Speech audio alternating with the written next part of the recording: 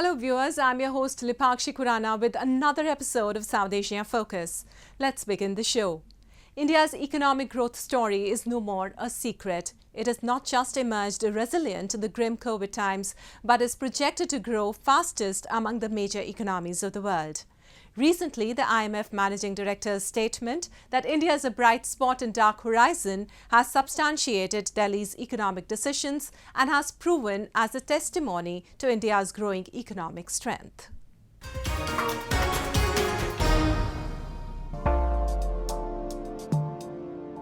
A recession looms and is expected to have a global impact, from major developed economies to those just emerging. The annual conference of the International Monetary Fund and the World Bank featured many discussions about the state of the world economy.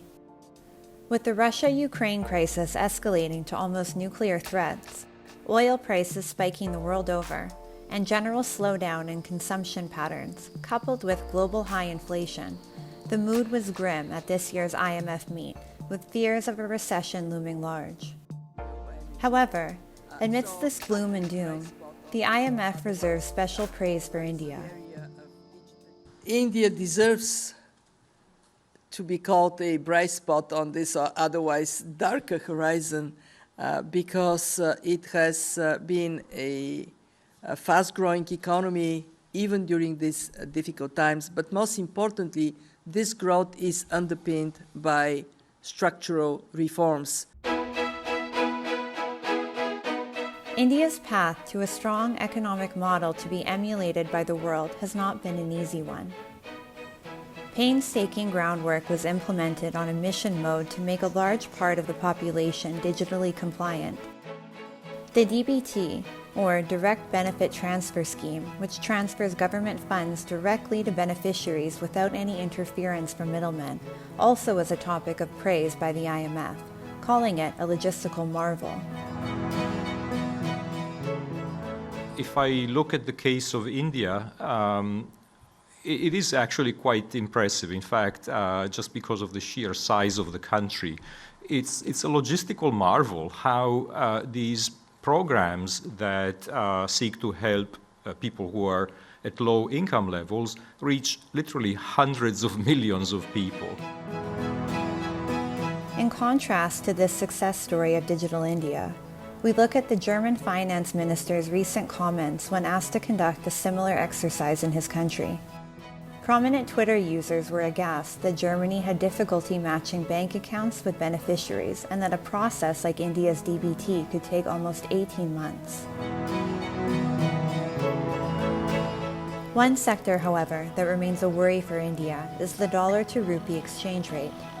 With the rupee breaching 82 rupees to a dollar, headlines across the Indian media landscape predict a doomsday scenario for the Indian rupee. However, if we dig a little deeper into the data behind the exchange rate fluctuation, we see that in 2022, the rupee depreciation has been a lot less than other Asian currencies, despite an increasing crude oil bill. Indian Finance Minister Nirmala Sitharaman reiterated this fact on her recent trip to Washington, D.C. Let's listen in. I think Indian rupee has performed much better than many other emerging market currencies. But I think the efforts are by the RBI more towards maintaining a certain, more towards seeing that there are not too much of volatility.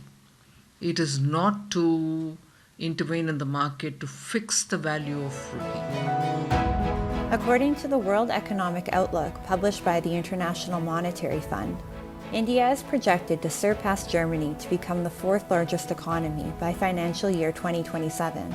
It also says that India would expand faster than Japan by financial year 2028. Political stability and attractiveness of the Indian economy as an investment destination for foreign multinationals can continue to drive structural flows into the country via foreign direct investment. This will further strengthen the country's strong economic foundation. While the world was still rebuilding from the COVID-19 pandemic and its aftershocks, India took a massive leap on the economic front when it recently surpassed the United Kingdom in terms of nominal GDP. Observers say that a tripartite foundation consisting of a resolute political will to make difficult decisions for the greater good, swift implementation of fiscal objectives, and a development strategy based on science and technology has yielded rich dividends for the country. As countries brace for economic headwinds, the Indian growth story continues to march on. As the IMF put it, India remains a bright spot in a dark horizon. Moving on, Pakistan has been dubbed as one of the most dangerous nations by US President Joe Biden. It is another rebuke of the Pakistani establishment that has failed in reining in the world's most dreaded terrorist under the sun. Countries around the world are also concerned that Pakistan might misuse the large nuclear arsenal it has. They feel that Pakistan is slowly but certainly becoming the most dangerous place in the world.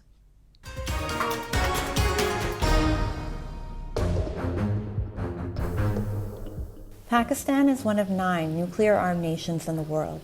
It is estimated that Pakistan has between 100 and 120 nuclear warheads, which can be delivered by airborne and ground-based missiles.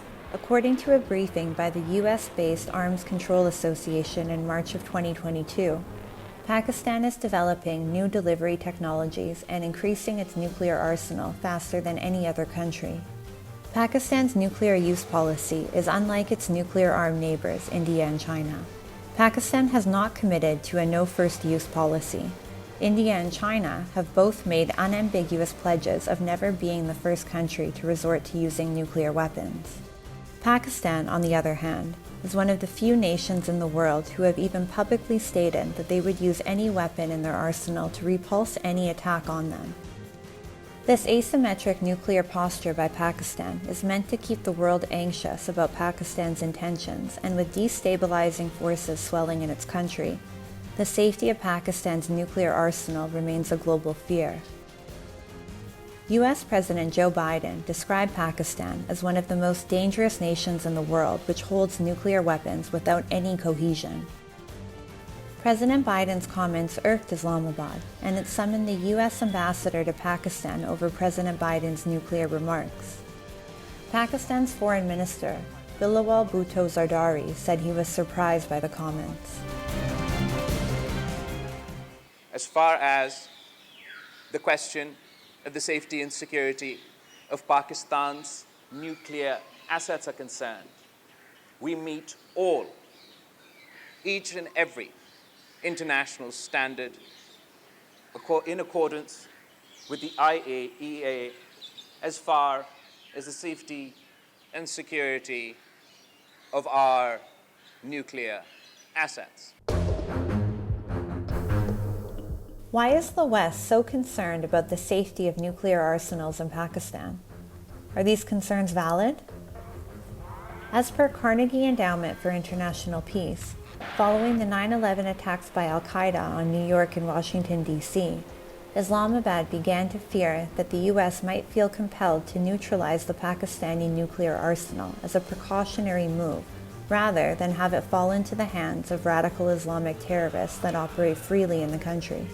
These concerns led Pakistan to consider raising the size of its nuclear arsenal and to increase the number of weapons storage facilities. The world has valid concerns about the security of nuclear arsenals in light of the Taliban reclaiming power in Afghanistan and expanding its influence in some areas of Pakistan. Actually, when the US said that the Pakistani, nuclear program is not safe, it's a very relevant statement because, as we know, that Pakistan was involved and it accepted and confessed that back in 2004 that it was involved in the black market of the nuclear weapons, and it was selling nuclear secrets.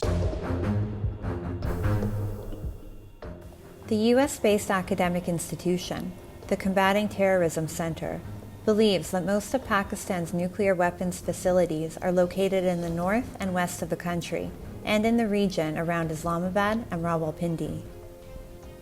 The fact that the majority of Pakistan's nuclear facilities are near or perhaps within Taliban and Al-Qaeda controlled regions is the main cause for concern. Despite these valid concerns, the United States, in an apparent rollback of President Biden's recent statement, due to political pressure, had to issue a statement that they were confident that Pakistan could secure its nukes. The truth, however, is closer to what President Biden had earlier said. There have also been a number of attacks on nuclear weapon sites.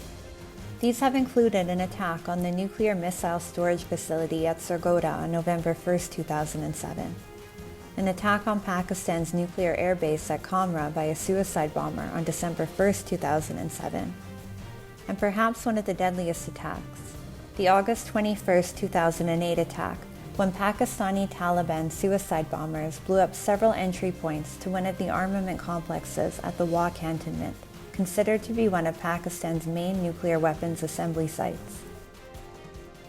There are serious concerns about Pakistan's potential transfer of nuclear weapons, weapons components, and nuclear know-how to terrorist groups. Pakistan's economic and political instability and lack of transparency in their international dealings further complicate and increase the risk of Pakistan's nuclear arsenal to global safety.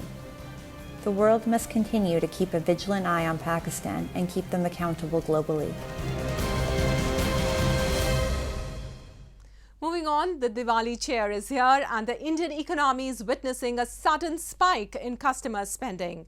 From vehicles to jewellery to clothes, every industry has registered a multi-fold appreciation in past few weeks. Observers say after 2 years Diwali hiatus, the Indian markets will continue to draw similar strength of customers this Diwali. India has been successfully able to navigate post-COVID economic shocks and the shifting global geopolitical structure. Consumers are out in full force taking advantage of festival season shopping. Stores and showrooms selling everything from jewellery to apparel to automobiles are reporting significant increases in sales in pre-Diwali festival days.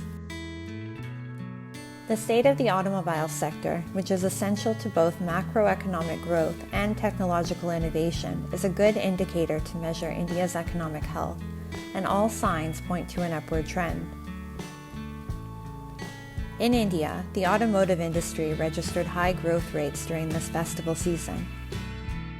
According to the Federation of Automobile Dealers Association of India, the country's total vehicle retail sales rose 57% during the Navratri festival this year.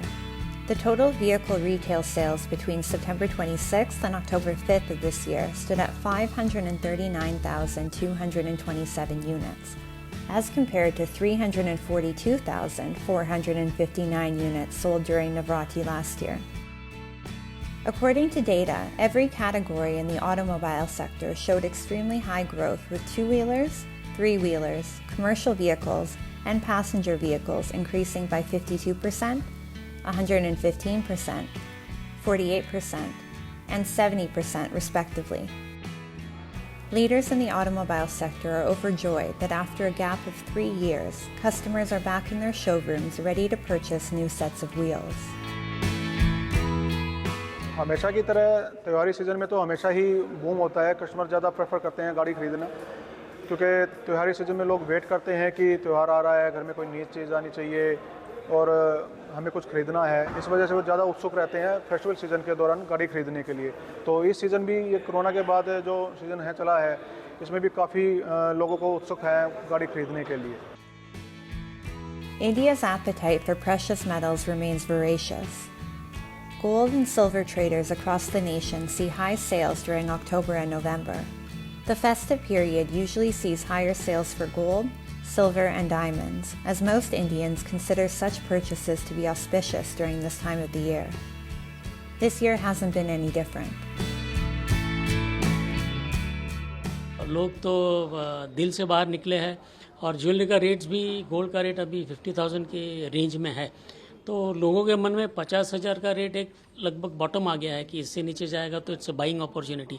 तो 50 के आसपास रहने से लोगों में उत्साह है। If jewelry sales are up, then how can retail be behind? Indians are getting some much-needed retail therapy, and the holiday shopping numbers don't lie. According to industry projections, online and in-store retail sales are expected to surpass 27 billion USD this year, almost double from 2019 and about 25% higher than the previous year. The sales figures would include nearly 15.2 billion USD in offline sales, compared to about 8.5 billion USD in 2019. Post Covid इतना shopping हुई नहीं थी उस समय, तो अभी थोड़ा ज़्यादा शॉपिंग ज़्यादा चल रहा है एंड दिवाली का फेस्टिवल है तो शॉपिंग होता ही है उस हिसाब से and specifically jewellery investment purpose के हिसाब से भी तो वही लॉन्ग रन के लिए भी बेनिफिट होता है.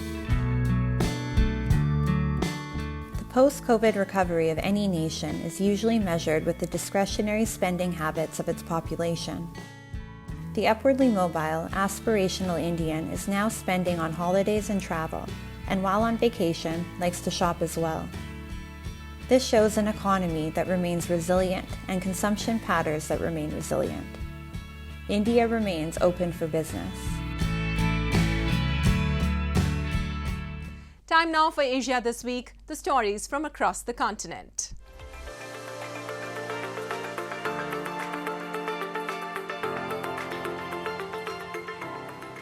The government of Thailand has said that the country should see economic growth of 3.0% to 3.5% this year, driven by its key export and tourism sectors, a recovery that is best supported by gradual interest rate hikes. The economy is expected to grow 3.7% next year. The government expects a surge in tourist footfall next year. This year, Thailand witnessed tourist arrival of 8 to 10 million, which should double to 20 million in 2023, about half of the pre-pandemic figure. Southeast Asia's second largest economy is expected to return to its pre-pandemic economic activity levels late this year or early next year, the central bank predicts, lagging neighbours as tourism has only recently begun to recover. However, Thai currency baht was still moving in line with regional peers as the central bank would only manage excessive moves in the currency. The baht has been hovering at a 16-year low against the dollar and depreciated about 12% against the greenback so far this year. The Bank of Thailand will next review policy on November 30 when economists expect another hike.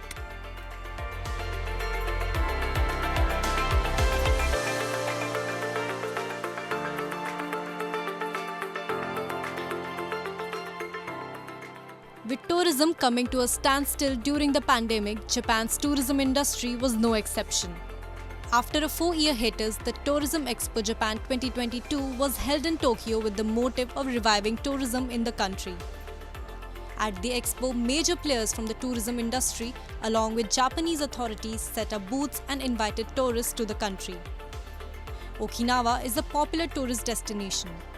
Tourists visit Okinawa to see the beautiful ocean and mountains and to taste unique food. Okinawa Prefecture is promoting Okinawa Karate as a new way to attract tourists while they spread awareness regarding the origin of karate in Okinawa. In addition, Okinawa Prefecture is promoting workation, combining work and vacation. Teleworking job style accelerates moving to the countryside to enjoy the rural atmosphere and work. It is the change of lifestyle that derives from the coronavirus pandemic. 当然沖縄はですね、リゾート地としての、ポテンシャル、環境があります。その中で、日頃味わえない非日常とですね、逆に、仕事をする日常、こういったものが一緒にですね、混在できて、かつ、ビジネスもですね、アジアという、地理的な距離の、近さの中から、新しい、ビジネス創出というのも生まれているのもこの沖縄でいろいろ動いてます。でこういった中で、観光とそれから仕事、産業こういったものがうまく結びつけられるのがこの沖縄でのワーケーションスタイルだと思ってます。Hokkaido is also popular among tourists from Southeast Asia. The local government, Noboribetsu Toya, is trying to attract more tourists by promoting Upupoi, a museum that allows visitors to experience its natural and Innu culture. The Innu culture have a long history of living in Hokkaido. Japan has significantly eased entry from foreign countries due to the reduction of coronavirus cases.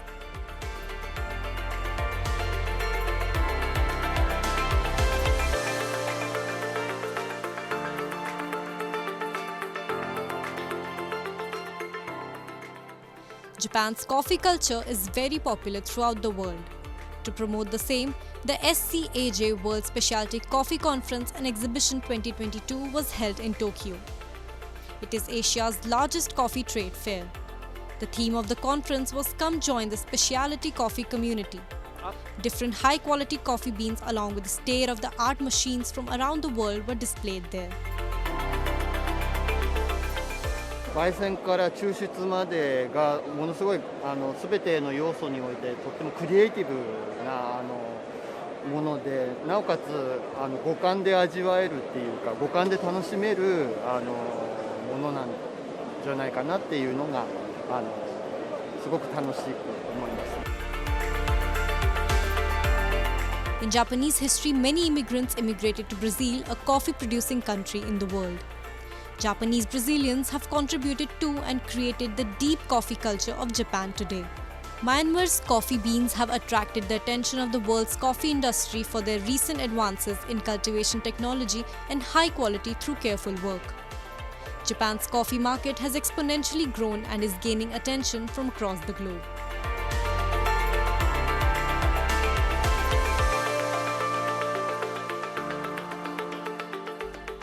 Moving on, Diwali, the festival of lights, is around the corner. People can be seen in the markets shopping.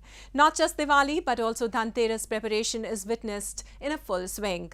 Let's agree, food and festivities go hand in hand. Friends and family gather to bond over delicacies and making good memories. Observed by more than 1 billion people across faiths, this festival of lights brings prayers, feasts, fireworks, and for some, a new year. Dhanteras or Dhantrayodashi is considered an auspicious day in the Hindu religion. On this day, people purchase gold, silver, clothes, gadgets as a sign of good fortune. Narak Chaturdashi is the second day, also known as Choti Diwali. According to Hindu tradition and mythology, it is believed that Lord Krishna fought the demon Narkasura and killed him. The main festive day is Diwali, when people perform Lakshmi Pujan. The main celebration of Diwali takes place on this day, and Lord Rama returned to Ayodhya after killing Ravana. People welcome Goddess Lakshmi, the goddess of wealth, who is believed to bless people with luck and prosperity. Now let's look at all the preparations and pre-festive rituals that Indian and people all over the world who celebrate Diwali follow. Pre-Diwali celebrations and arrangements are all about making memories and carrying forward the traditions that the elderly in the family have left behind. Earthen lamp artisans based in India's northwestern Jaipur city are having good sales ahead of the Hindu festival of lights. Diwali after 2 years of a dry spell of coronavirus. इस बार से बढ़िया चल रहा है काम. काफ़ी 2 साल corona के टाइम में तो बिल्कुल कम था. उसके बाद में अभी सीजन बढ़िया चल रहा है, मार्केटिंग बढ़िया जा रही है यहाँ से. जैसे हम थोक रेट में यहाँ से दे रहे तो ले जाने वाले बेच रहे, बहुत बढ़िया बेच रहे. मार्केट दिवाली का सीजन बहुत बढ़िया उठ रहा है यहाँ से. Clothing is one of the most important things that every person should keep in their wardrobe. During the festive season, you can avail many discounts and offers on clothing, footwear, and many other things. You have to shop during this festive season. Diwali is the best time to shop for various things. अब post pandemic जब हम देखते हैं market revive हो रही है तो हमें थोड़ा सा आसरा है, हमें अच्छा लग रहा है कि आने वाला टाइम हमारा बहुत अच्छा होगा. अभी जैसे फेस्टिवल सीजन है, दिवाली टाइम है, करवा चौथ है, मार्केट रिवाइव हो रही है. आगे जो हमारा सेल होता था 30-40% होता था, अब now we are seeing a very good growth. This festive period is about exploring new things and trying out new styles and designs while connecting with your culture and uniting with the divine. Moreover, festivals like these are a celebration of good over evil. Diwali is all about gifting, celebrating and sharing.